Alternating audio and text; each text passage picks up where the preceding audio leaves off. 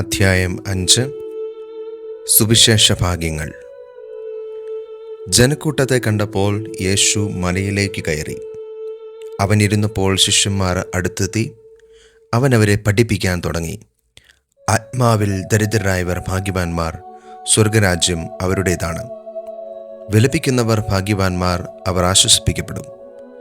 ശാന്തശീലർ ഭാഗ്യവാന്മാർ, അവർ ഭൂമി അവകാശമാക്കും. നീതിക്ക് വേണ്ടി വിശക്കുകയും ദാഹിക്കുകയും ചെയ്യുന്നവർ ഭാഗ്യവാന്മാർ, അവർക്ക് സംതൃപ്തി ലഭിക്കും. കരുണയുള്ളവർ ഭാഗ്യവാന്മാർ, അവർക്ക് കരുണ ലഭിക്കും. ഹൃദയശുദ്ധിയുള്ളവർ ഭാഗ്യവാന്മാർ, അവർ ദൈവത്തെ കാണും. സമാധാനം സ്ഥാപിക്കുന്നവർ ഭാഗ്യവാന്മാർ, അവർ ദൈവപുത്രന്മാരെന്ന് വിളിക്കപ്പെടും. നീതിക്ക് വേണ്ടി പീഡനമേൽക്കുന്നവർ ഭാഗ്യവാന്മാർ, സ്വർഗരാജ്യം അവരുടേതാണ്. എന്നെ പ്രതി മനുഷ്യർ നിങ്ങളെ അവഹേളിക്കുകയും പീഡിപ്പിക്കുകയും എല്ലാവിധ തിന്മകളും നിങ്ങൾക്കെതിരെ വ്യാജമായി പറയുകയും ചെയ്യുമ്പോൾ നിങ്ങൾ ഭാഗ്യവാന്മാർ. നിങ്ങൾ ആനന്ദിച്ചാഹ്ലാദിക്കുവിൻ, സ്വർഗത്തിൽ നിങ്ങളുടെ പ്രതിഫലം വലുതായിരിക്കും. നിങ്ങൾക്ക് മുമ്പുണ്ടായിരുന്ന പ്രവാചകന്മാരെയും അവർ ഇപ്രകാരം പീഡിപ്പിച്ചിട്ടുണ്ട്. നിങ്ങൾ ഭൂമിയുടെ ഉപ്പാണ്. ഉറകെട്ട് പോയാൽ ഉപ്പിന് എങ്ങനെ വീണ്ടും ഉറകൂട്ടും? പുറത്തേക്ക് വലിച്ചെറിഞ്ഞ് മനുഷ്യരാൽ ചവിട്ടപ്പെടാനല്ലാതെ മറ്റൊന്നിനും അത് കൊള്ളുകയില്ല. നിങ്ങൾ ലോകത്തിൻ്റെ പ്രകാശമാണ്. മലമുകളിൽ പണിതുയർത്തിയ പട്ടണത്തെ മറച്ചുവയ്ക്കുക സാധ്യമല്ല. വിളക്ക് കൊളുത്തി ആരും പറയുടെ കീഴിൽ വയ്ക്കാറില്ല, പീഠത്തിന്മേലാണ് വയ്ക്കുക. അപ്പോൾ അത് ഭവനത്തിലുള്ള എല്ലാവർക്കും പ്രകാശം നൽകുന്നു. അപ്രകാരം മനുഷ്യർ നിങ്ങളുടെ സൽപ്രവർത്തികൾ കണ്ട് സ്വർഗസ്ഥനായ നിങ്ങളുടെ പിതാവിനെ മഹത്വപ്പെടുത്തേണ്ടതിന് നിങ്ങളുടെ വെളിച്ചം അവരുടെ മുമ്പിൽ പ്രകാശിക്കട്ടെ.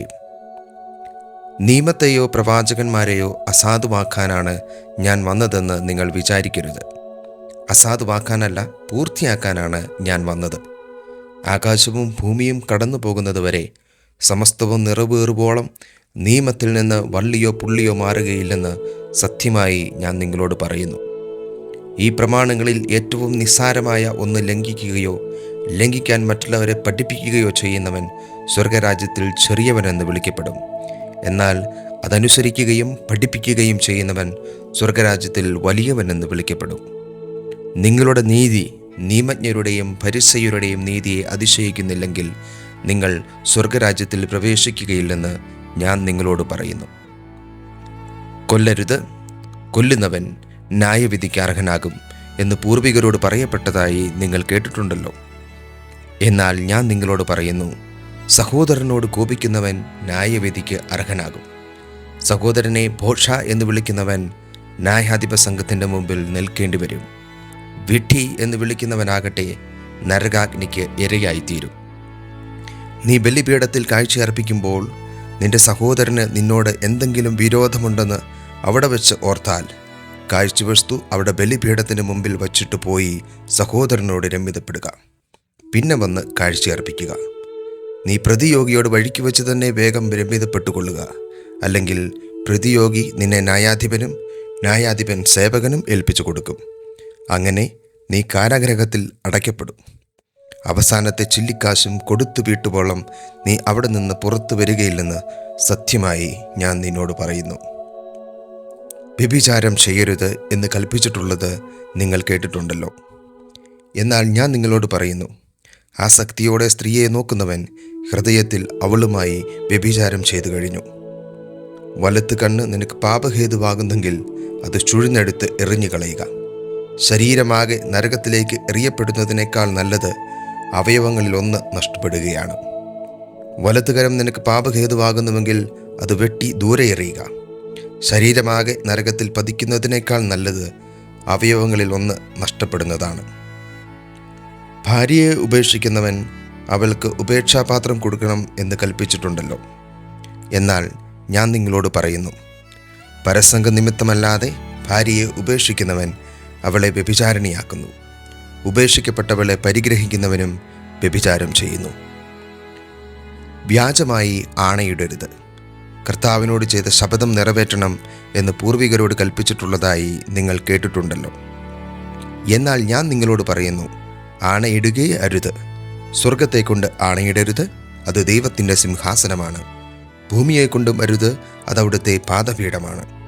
ജെറുസലേമിനെ കൊണ്ടും അരുത്, അത് മഹാരാജാവിൻ്റെ നഗരമാണ്. നിന്റെ ശിരസിനെ കൊണ്ടും ആണയിടരുത്, അതിലെ ഒരു മുടിയിഴ വെളുപ്പിക്കാനോ കറുപ്പിക്കാനോ നിനക്ക് സാധിക്കുകയില്ല. നിങ്ങളുടെ വാക്ക് അതെ അതെ എന്നോ അല്ല അല്ല എന്നോ ആയിരിക്കട്ടെ. ഇതിനപ്പുറമുള്ളത് ദുഷ്ടനിൽ നിന്ന് വരുന്നു. കണ്ണിന് പകരം കണ്ണ്, പല്ലിന് പകരം പല്ല് എന്ന് പറഞ്ഞിട്ടുള്ളത് നിങ്ങൾ കേട്ടിട്ടുണ്ടല്ലോ. എന്നാൽ ഞാൻ നിങ്ങളോട് പറയുന്നു, ദുഷ്ടനെ എതിർക്കരുത്. വലത് കർണത്തടിക്കുന്നവന് മറ്റേ കർണം കൂടി കാണിച്ചു കൊടുക്കുക. നിന്നോട് വ്യവഹരിച്ച് നിന്റെ ഉടുപ്പ് കരസ്ഥമാക്കാൻ ഉദ്യമിക്കുന്നവന് മേലങ്കി കൂടി കൊടുക്കുക. 1 മൈൽ ദൂരം പോകാൻ നിന്നെ നിർബന്ധിക്കുന്നവനോടുകൂടെ 2 മൈൽ ദൂരം പോവുക. ചോദിക്കുന്നവന് കൊടുക്കുക, വായ്പ വാങ്ങാൻ ഇച്ഛിക്കുന്നവനിൽ നിന്ന് ഒഴിഞ്ഞു മാറരുത്. അയൽക്കാരനെ സ്നേഹിക്കുക, ശത്രുവിനെ ദ്വേഷിക്കുക എന്ന് പറഞ്ഞിട്ടുള്ളത് നിങ്ങൾ കേട്ടിട്ടുണ്ടല്ലോ. എന്നാൽ ഞാൻ നിങ്ങളോട് പറയുന്നു, ശത്രുക്കളെ സ്നേഹിക്കുവിൻ, നിങ്ങളെ പീഡിപ്പിക്കുന്നവർക്ക് വേണ്ടി പ്രാർത്ഥിക്കുവിൻ. അങ്ങനെ നിങ്ങൾ നിങ്ങളുടെ സ്വർഗസ്ഥനായ പിതാവിൻ്റെ മക്കളായിത്തീരും. അവിടുന്ന് ശിഷ്ടരുടെയും ദുഷ്ടരുടെയും മേൽ സൂര്യനെ ഉദിപ്പിക്കുകയും നീതിമാന്മാരുടെയും നീതിരഹിതരുടെയും മേൽ മഴ പെയ്യിപ്പിക്കുകയും ചെയ്യുന്നു. നിങ്ങളെ സ്നേഹിക്കുന്നവരെ നിങ്ങൾ സ്നേഹിച്ചാൽ നിങ്ങൾക്കെന്ത് പ്രതിഫലമാണ് ലഭിക്കുക? ചുങ്കക്കാർ പോലും അതുതന്നെ ചെയ്യുന്നില്ലേ? സഹോദരങ്ങളെ മാത്രമേ നിങ്ങൾ അഭിവാദനം ചെയ്യുന്നുള്ളൂവെങ്കിൽ വിശേഷവിധിയായി എന്താണ് നിങ്ങൾ ചെയ്യുന്നത്? വിജാതീയരും അതുതന്നെ ചെയ്യുന്നില്ലേ? അതുകൊണ്ട് നിങ്ങളുടെ സ്വർഗസ്ഥനായ പിതാവ് പരിപൂർണനായിരിക്കുന്നത് പോലെ നിങ്ങളും പരിപൂർണരായിരിക്കുവിൻ.